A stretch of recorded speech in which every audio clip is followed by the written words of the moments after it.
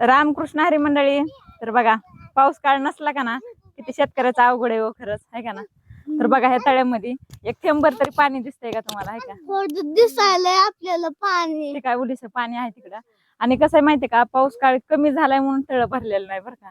तर दरवर्षी गेल्या वर्षी आहे का ना मे महिन्यातच पाऊस चालू झाला होता आणि ह्या वर्षी जून महिना संपत आला तरी जास्त पाऊस नाही. आताशी कुठेतरी थोडा थोडा पडायलाय आणि आपल्या पेरण्या चालू झाल्या. तर आता बघा तळ आता कधी भरायचं. आणि इथं आपण कोथिंबीर पेरली होती एका साईडला इकडं त्यासाठी पाईप जोडली होती. तर पाऊस काय आता ती कोथिंबीर गेली हाका मारीत. चला आता ह्या तळ्यात तर काहीच पाणी नाही. तर बघा आपण थोडं मूग आणि भुईमुग आता हे उन्हाळी भुईमुग पेरलेला पण पावसाळ्यात निघतंय. तर बघू आता ते पण भुईमुग कसं आलाय ते. आपलं पाणी म्हणजे थोडं थोडं पाणी असते बरं का. त्यामुळे आपलं थोडं थोडं हे पेरलेलं तेवढं तरी आलं मुठमुठभर. गेल्या वर्षी अख्खं तळ भरलेलं होतं बघा किती छान वाटत होतं. तर बघा मंडळी ह्याला तुमच्या इकडे काय म्हणतात बरं? हे आमच्या इकडे आहे का ह्याला गुलतुरा म्हणतात आणि चिल्लारी पण म्हणतात बरं का. चिल्लारी आणि गुलतुरा. तर ह्याची फुलं किती छान येतं बघा. किती वास तर छान येते. चला आता आपण आहे का ना काय करू कोथिंबीर काय ते मूग आणि ते पेरलेलं बघू आपण कसं आलंय छान ते. हे हळूच्या बरं का तारा येते त्या लेकरांना.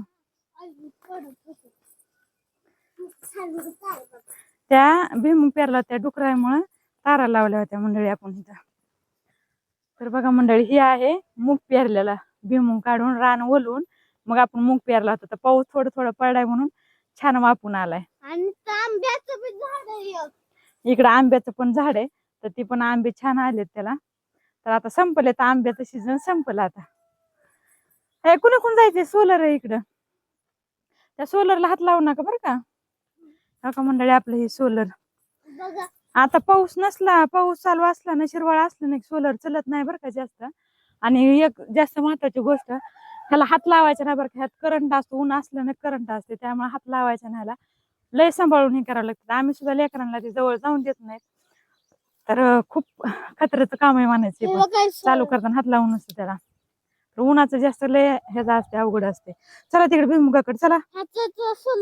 चला हे चल ग. इथं पण तार लावली होती ना. तर इकडं बटन आहे बघा सोलर चालू करायचं आहे का. चला ही बघा आपला गावरान भुईमुग.